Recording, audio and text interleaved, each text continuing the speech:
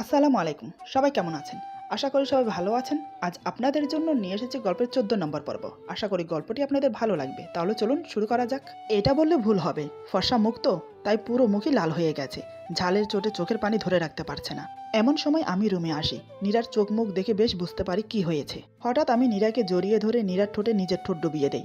নীরার ঝাল কমানোর চেষ্টা করছি। নীরাও কোনো বাধা দিচ্ছে না, কারণ ঝালে ওর অবস্থা পুরোই খারাপ। নীরার চোখ দিয়ে শুধু পানি পড়ছে। বেশ খানিকটা পর নীরার ঝাল কমে আসে। আমি বুঝতে পেরে নীরাকে ছেড়ে দেই। আমি বললাম, তুমি এমনটা কেন করলে নীর পাখি?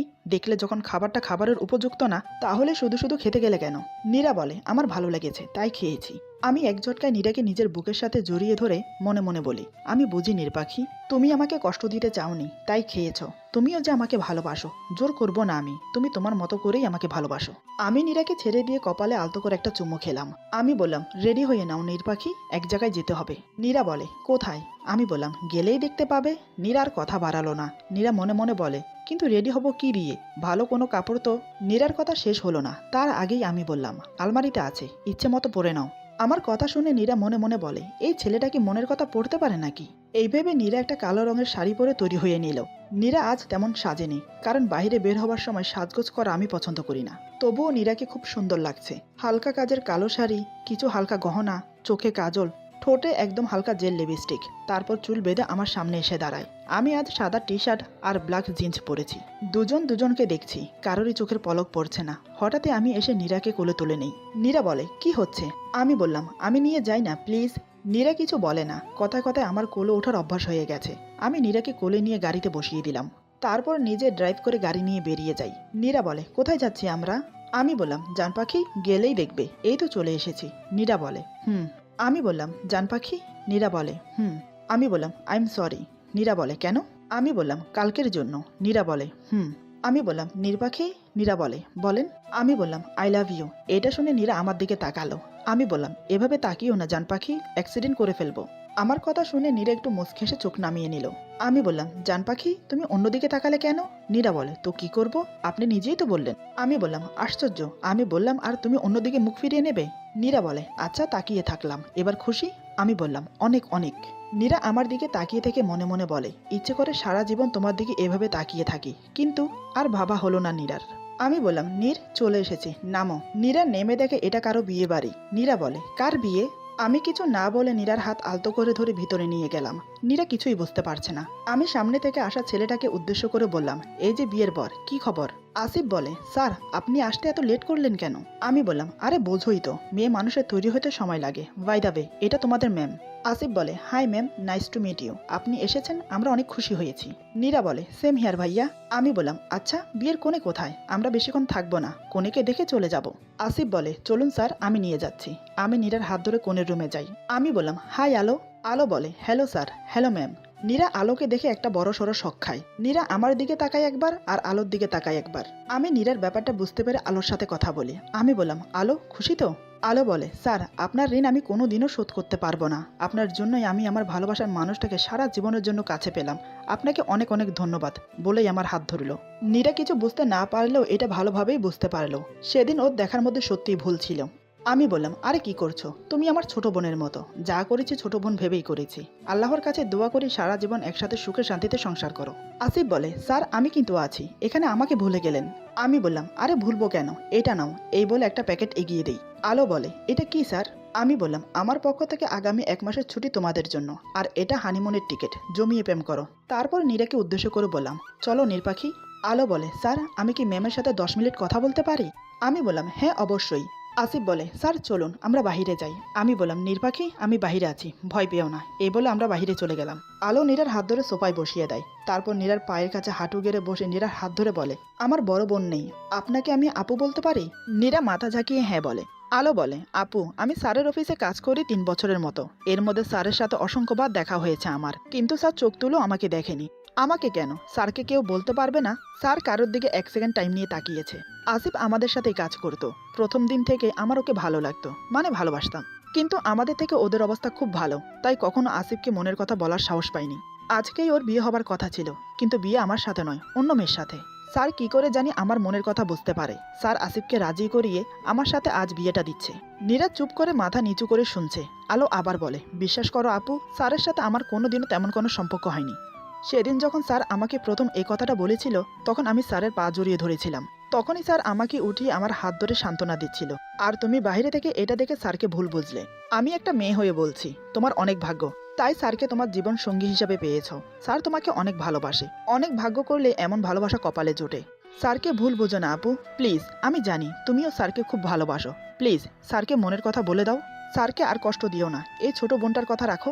এমন সময় আমি এসে বললাম, কি গো জান পাখি, কথা হলো, আমাদের যেতে হবে, প্লিজ আসো। নীরা আলোকে জড়িয়ে ধরে বেরিয়ে আসে, তারপর আমরা সেখান থেকে চলে আসি। আমি গাড়ি চালাচ্ছি, এদিকে নীরা আনমনে ভেবে যাচ্ছে, আমি এত বড় ভুল কি করে করলাম? যে মানুষটা আমাকে পাগলের মতো ভালোবাসে তাকেই কিনা আমি অবিশ্বাস করলাম। মুখ দেখাবো কি করে আমি ওকে?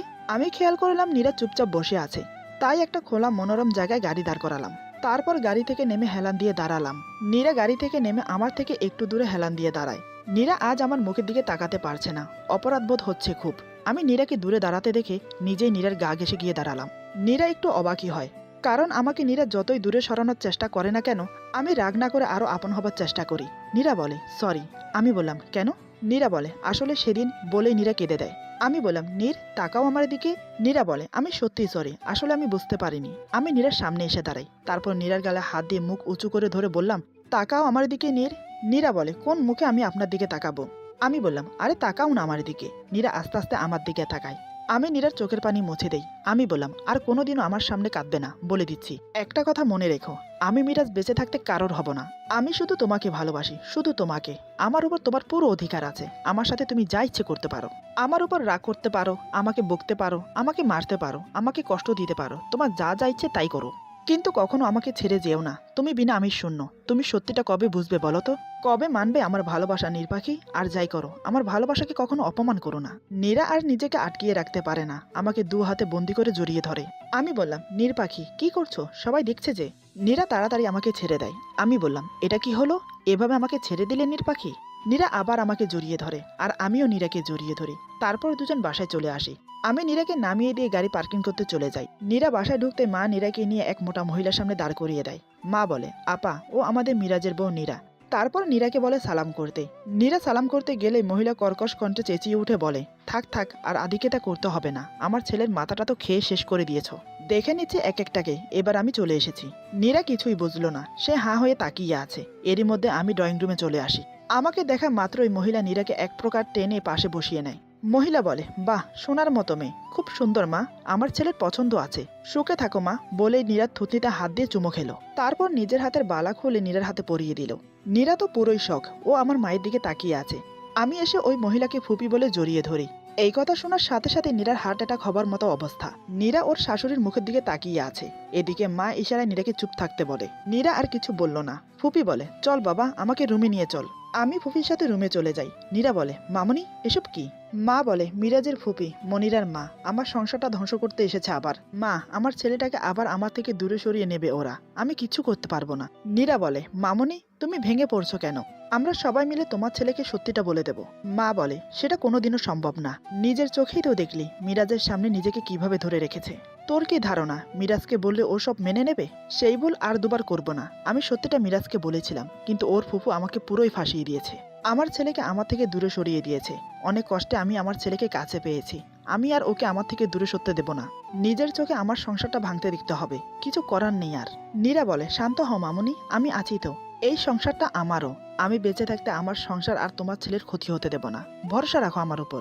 মা বলে, তুই এখন আমার একমাত্র আশা মা। নীরা বলে, আচ্ছা মামনি, তোমার ননদকে এই বাড়ি থেকে তাড়ানোর দায়িত্ব আমার। চলো এবার হাসো। রাতে সবাই খেতে বসেছে। আমি আর ফুপি পাশাপাশি বসেছি। নীরা মাকে বসিয়ে দেয়, কিন্তু নীরা খেতে বসে না। সে সবাইকে খাবার বেড়ে দিচ্ছে। সবাই খেতে শুরু করে দেয়। আমি খাবার মুখের কাছে এনে মুখে তুলি না, খাবারের প্লেট নিয়ে উঠে পড়ি। তারপর সবার সামনে নীরাকে খাইয়ে দেই। তিশা বলে, বাহ বাহ, এত ভালোবাসা, আমাকে তো কোনোদিন এভাবে খাইয়ে দিলি না ভাই। নীরা লজ্জায় পড়ে যায়। আমার ফুপি ব্যাপারটা দেখে রাগে ফসফস করতে থাকে। আমি বললাম, বেশি পাকামো না করে চুপচাপ খা। তিশা বলে, কেন চুপ করব কেন? বাবা বলে, হচ্ছেটা কি তিশা? মা, ওদের খেতে দাও। আমি বললাম, হা করো নীর। নীরা বলে, হচ্ছেটা কি? সবাই কি ভাবছে? আমি বললাম, কি ভাববে, এখানে সবাই ঘরের মানুষ, কেউ কিছু মনে করবে না। নীরা বলে, দেখছেন না, ফুপি কেমন করে তাকিয়ে আছে। আমি বললাম, আরে ফুপি কিছু মনে করবে না, তাই না ফুপি? ফুপি বলে, হ্যাঁ বাবা, আমি কিচ্ছু মনে করব না। আমি নীরাকে খাইয়ে দেই আর নিজেও খাই। রাতে নীরা রুমে বসে আমার ফুপির কথা ভাবছে আর আনমনে নখ কামড়িয়ে চলেছে। নীরা মনে মনে বলে, এই মুটি ডাইনি চালের বস্তায় এশিয়ান রাশিয়ান গাড়িটাকে কি করে আমি এই বাড়ি থেকে তাড়াবো। মনিরা শাকচুনিটার জন্যই এত শয়তানি, এত মুটকি কালিকবাজ মহিলা আমি জীবনে একটা পেঁচিয়েও দেখিনি। ডাইনি ফুপি। আমি রুমে এসে দেখে নীরা আনমনে কিছু ভাবছে আর নখ কামড়াচ্ছে। আমি বললাম, নীর পাখি। নীরা চুপ করে আছে। আমি আবার ডাকি, জান পাখি, কিন্তু নীরা ডাকে সাড়া দেয় না। আমি তাকিয়ে দেখি নীরা ওভাবেই বসে নখ কামড়াচ্ছে। আমি নীরার কাছে গিয়ে চট করে ওকে বিছানার সাথে চেপে ধরি, তারপর ওর ঠোঁটে নিজের ঠোঁট ডুবিয়ে দেই। নীরা লাফালাফি করতে শুরু করে। আমি নীরার হাত দুটো শক্ত করে জড়িয়ে নেই। কিছুক্ষণ পর আমি নীরাকে ছেড়ে দিয়ে ওর পাশে শুয়ে পড়ি। নীরা চট করে উঠে আমার বুকের উপর বসে পড়ে। নীরা বলে, কি পেয়েছেন নাকি? আমাকে যখন তখন ঠাস ঠাস করে কিস করেন। আমি অবাক হয়ে বললাম, ঠাস ঠাস করে আবার কিস করে কেমন এগো নীর পাখি? নীরা বলে, সেটা বোঝার মতো বুদ্ধি আপনার হয়নি। নীরার কথা শুনে আমি নীরাকে আমার উপর থেকে চট করে নামিয়ে নীরার উপর উঠে পড়ি। আমি বললাম, তোমাকে না বারণ করেছিলাম আমার সামনে এভাবে নখ কামড়াবে না? তাহলে এমনটাই হবে। তার থেকে বড় কথা, তোমার উপর আমার অধিকার পার্মানেন্টলি হয়ে গেছে। তোমার সাথে আমি যা ইচ্ছে করতে পারি। বলে আমি নীরার ঠোঁটে কিস করতে যাব, তার আগেই নীরা আমাকে ধাক্কা দিয়ে দৌড়ে দেয়। আমি বললাম, নীর পাখি, যেখানেই যাও ঘুরে কিন্তু আমার কাছেই আসতে হবে। নীরা মুখ ভেঙচি দিয়ে রুম থেকে বেরিয়ে যায়। মায়ের রুমের পাশে দিয়ে যাবার সময় জোরে জোরে কথার আওয়াজ শুনতে পায়। নীরা দরজা একটু ফাঁক করে রুমের মধ্যে তাকিয়ে দেখে মা, বাবা আর ফুপু কথা বলছে। বাবা বলে, আপা তুই কি চাস বল, কি পেলে তুই আমার ছেলেটার জীবন থেকে চলে যাবি? ফুপি বলে, কি চাই আমার, তোরা জানিস না? বাবা বলে, তুই যা চাস তা কোনোদিনও সম্ভব না। আমি তোকে তোর পাপ্পার সম্পত্তি থেকে দ্বিগুণ সম্পত্তি দিয়েছি, তারপরও তোর কি চাই? ফুপু বলে, আমার সব চাই, সব কিছু, আর তোর ছেলেকেও আমার মেয়ের জন্য চাই।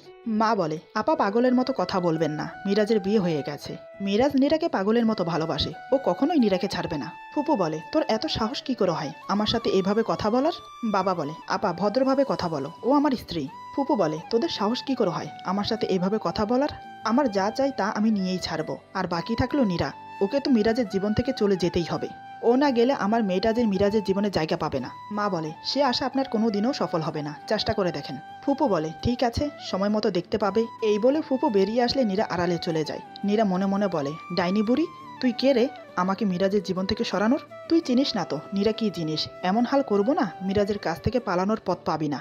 এশিয়ান রাশিয়ান গাড়ি মুটকি সাহস কত আমাদের বাসায় এসে আমাদের শাসানো, দেখে নেব তোদের রাক্ষসী বুড়ি। এই ভেবে নীরা রুমে ঢুকে পড়ে। মা বলে, কি রে মা, তুই এখনো ঘুমাসনি? নীরা বলে, আমি সব শুনেছি, এ নিয়ে তোমরা টেনশন করো না, আমি আছি তো, ভরসা রাখো আমার উপর একটু, আমি সব ঠিক করে দেব।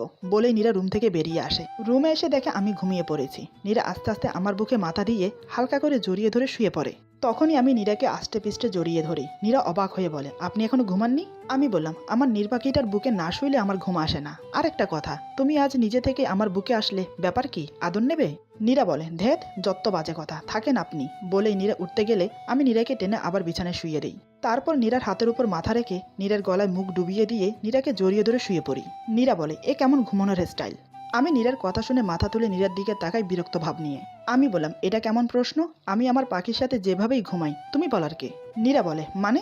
আমি বললাম, বেশি মানে বোঝার চেষ্টা করো না তো, আমাকে তোমার শরীরে গ্রান নিয়ে ঘুমোতে দাও, নয়তো তোমার ঘুমের 12টা বাজিয়ে দেবো। নীরা বলে, কি করবেনটা কি শুনি? সবসময় এমন করলে কি আমি আপনাকে ভয় পেয়ে যাব? শুনুন, আমি আপনাকে ভয় পাই না। আমি বললাম, আচ্ছা তাহলে এই কথা, দাঁড়াও দেখাচ্ছি মজা। এই বলে আমি নীরার গলায় মুখ ডুবিয়ে দিয়ে নাক ঘষতে শুরু করি। নীরা বলে, আরে কি করছেন, ছাড়ুন বলছি। আমি বললাম, ছাড়ার জন্য তো ধরিনি জান পাখি, এখন আমি তোমাকে আদর করব। বলেছি না আমাকে চুপচাপ ঘ্রাণ নিতে দাও, কিন্তু তুমি শুনলে না, এখন আমাকে আমার কাজ করতে দাও। নীরা বলে, আরে কিন্তু। নীরার কথা শেষ হতে দিলাম না, তৎক্ষণাৎ ওর ঠোঁট চেপে ধরলাম। তারপর একের পর এক গভীর চুম্বন করতে লাগলাম। এক হাত দিয়ে ওর ব্লাউজের বোতাম খুলতে থাকি। সেই আগের মতো ওর ফর্সা বুকটা আমার সামনে উন্মুক্ত হয়ে গেল। আমি এক দৃষ্টিতে সেখানে তাকিয়ে রইলাম। হঠাৎ সেখানে মুখ ডুবিয়ে দেই। আমার পরশে নীরা কেঁপে কেঁপে উঠছে। দুই হাত শক্ত করে আমার চুলের মুঠি ধরে বুকের সাথে চেপে ধরে। আমি মনের সুখে চুম্বন করে চলেছি। অন্যরকম একটা তৃপ্তি যেন আমাকে ছেয়ে যাচ্ছে আজ। ওই দিনের থেকেও আজকের অনুভূতিটা যেন অনেক বেশি। মনে হচ্ছে এরই মাঝে সব সুখ সব শান্তি।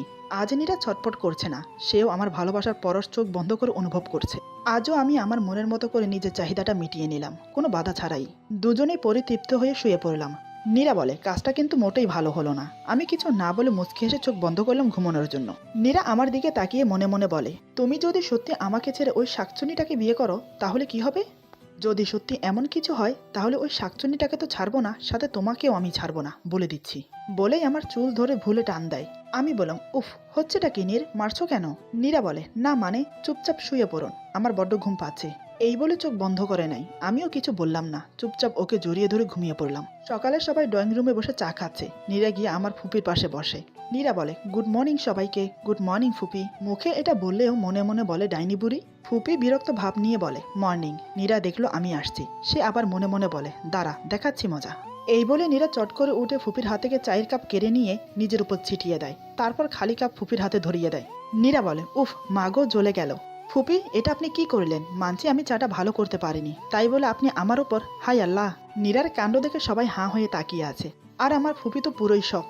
আমি দৌড়ে আসি নীরার কাছে। তারপর হাতে এক গ্লাস ঠান্ডা পানি ঢেলে দিয়ে ওষুধ লাগিয়ে দেই। আমি বললাম, নীর, কি করে হলো এটা? নীরা কান্না শুরু করে দেয়। মা বলে, তোর ফুপি। মায়ের কথা শেষ হলো না, তার আগেই আমি বললাম, ফুপি তুমি নীরাকে? ফুপি বলে, না, এই মেয়ে মিথ্যে বলছে। নীরা বলে, আহ মামুনি, হাত জ্বলে যাচ্ছে, আপনি কিছু একটা করেন। আমি নিজেই তো গরম চাটা আমার উপর ঢেলে দিয়েছি। তারপর ফুপিকে উদ্দেশ্য করে বলে, সরি ফুপি, আসলে আমি আগে কোনোদিন কাজ করিনি তো, তাই চাই একটু চিনি কম হয়েছে, আমি আপনাকে আবার বানিয়ে দিচ্ছি। এই বলে নীরা কিচেনে যেতে চাইলে আমি নীরার হাত ধরে রুমে নিয়ে যাই। আমি নীরাকে বিছানায় বসিয়ে দিয়ে নীরার হাতে আইস এনে লাগাতে থাকি। নীরা বলে, ওষুধ তো লাগিয়ে দিলেন, আবার কেন?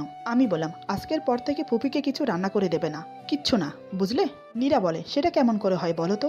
উনি তো গুরুজন, ওনার উপর রাগ করে এই কাজটা করা ঠিক না। আমি বললাম, আমি কিচ্ছু শুনতে চাই না, যেটা বলছি সেটা করবে। নীরা বলে, বুঝি তো, আমি সব বুঝি। আমি বললাম, কি বোঝো? নীরা বলে, আমি রান্না করতে পারি না, তাই রান্না খারাপ হলে তো আর আপনারা ভালো করে খেতে পারবেন না।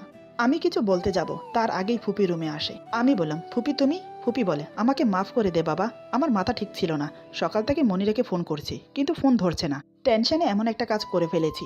এই বলে ফুপি নীরার দিকে তাকিয়ে একটা ডেবিল মার্কা হাসি দিল। তাতে নীরা আরও রেগে যায়। নীরা মনে মনে বলে, মুটকি, আলুর বস্তা, আমার চাল আমার উপরেই দেওয়া, ঠিক আছে, সবে তো শুরু। আমি বললাম, মনিরা ফোন ধরছে না কেন? ফুপি বলে, জানি না বাবা, তুই একটু দেখবি। নীরা বলে, ফুপু, হয়তো মনিরাপু ঘুমোচ্ছে, তাই ফোন ধরছে না, আপনি টেনশন করবেন না। আমি বললাম, হ্যাঁ ফুপি, নীরা ঠিক বলছে, তুমি টেনশন করো না। ফুপি বলে, তুই এত সকালে উঠলি, কোথাও যাবি? আমি বললাম, হ্যাঁ অফিসে। ফুপি বলে, অফিসে যাওয়া আবার কবে থেকে শুরু করলি? নীরা বলে, অনেকদিন হলো, কাজ তো করতেই হবে, এখন বিয়ে করেছে, বউ হয়েছে, তার দায়িত্ব নিতে হবে না? আবার দুদিন পর বাচ্চা। কথাটা বলেই নীরা জিভ কামড়ে ধরে রুম থেকে বেরিয়ে যেতে গেলেই আমি নীরার হাত ধরে ফেলি। ফুপি বিরক্তকর দৃষ্টিতে নীরার দিকে তাকিয়ে থাকে। ফুপি বলে, অফিসে যেতে হবে না, চল কোথাও ঘুরে আসি। আমি বললাম, আজ নয় ফুপি, অন্যদিন, আজ আমার জরুরি কাজ আছে। ফুপি বলে, ঠিক আছে। আমি বললাম, আচ্ছা। ফুপি বলে, বাইরে চল নাস্তা করি। আমি বললাম, তুমি যাও, আমি আসছি। ফুপির ইচ্ছা না থাকা সত্ত্বেও বেরিয়ে গেল। নীরা বলে, আপনার বুদ্ধি কি দিন দিন লোপ পাচ্ছে? আমি নীরাকে টেনে নিজেদের মধ্যে ফাঁক রেখে দু হাতে আটকে ধরলাম। আমি বললাম, আমার এই অবস্থার জন্য তুমি দায়ী। আর কি যেন বলছিলে তুমি, নির্পাখি? নীরা বলে, কই? আমি বললাম, আমি শুনিনি ভাবছো? নীরা বলে, শুনেছেন তো আবার বলছেন কেন? আমি বললাম, জান পাখি। নীরা বলে, কি? আমি বললাম, তাকাও আমার দিকে। এমন সময় তিশা এসে বলে, আমি তাকালে হবে? তিশার কথা শুনে নীরা আমাকে ধাক্কা দিয়ে সরিয়ে দেয়। আমি বললাম, পাজি মেয়ে, রুমে ঢুকার আগে নক করবি না? তিশা বলে, ও মা, আমি কি করে জানবো? তোমরা শুভ দৃষ্টি নিয়ে ব্যস্ত। আমি বললাম, তাহলে রে দাঁড়া। তিশা বলে, ভাবি তোমার গুন্ডাটাকে আটকাও। নীরা বলে, হচ্ছেটা কি? দৌড়াচ্ছেন কেন ওর পিছে? আমি বললাম, ও খুব পেকেছে, ওর পাকামো বের করছি আজ। তিশা বলে, ভাবি ভাইয়া ছাড়। নীরা বলে, ছাড়ুন ওকে। তিশু, আসো আমার সাথে, তোমার ভাই পাগল হয়ে গেছে। আমি বললাম, কি? আমি পাগল? নীরা বলে, তিশু দৌড়া, পাগল খেপেছে। তিশা রুম থেকে বের হয়ে যায়, কিন্তু নীরা বের হবার আগে আমি নীরার হাত টেনে ধরি। আমি বললাম, জান পাখি, কোথায় পালাচ্ছ? নীরা বলে, একটা বাড়ি দিয়ে আপনার মাথা ফাটিয়ে দেব, ছাড়ুন আমাকে। নীরার কথা শুনে হঠাৎ আমি যা বললাম তা শুনে নীরা পুরোই শখ। ও ধারণা করতে পারেনি আমি এমন কিছু বলবো। এখন ও কি করবে? এরপর যা হলো। আজকের গল্প এখানে সমাপ্ত। গল্পের বাকি অংশ পেয়ে যাবেন আগামী পর্বে। সবাই ভালো থাকবেন, সুস্থ থাকবেন, আল্লাহ হাফেজ।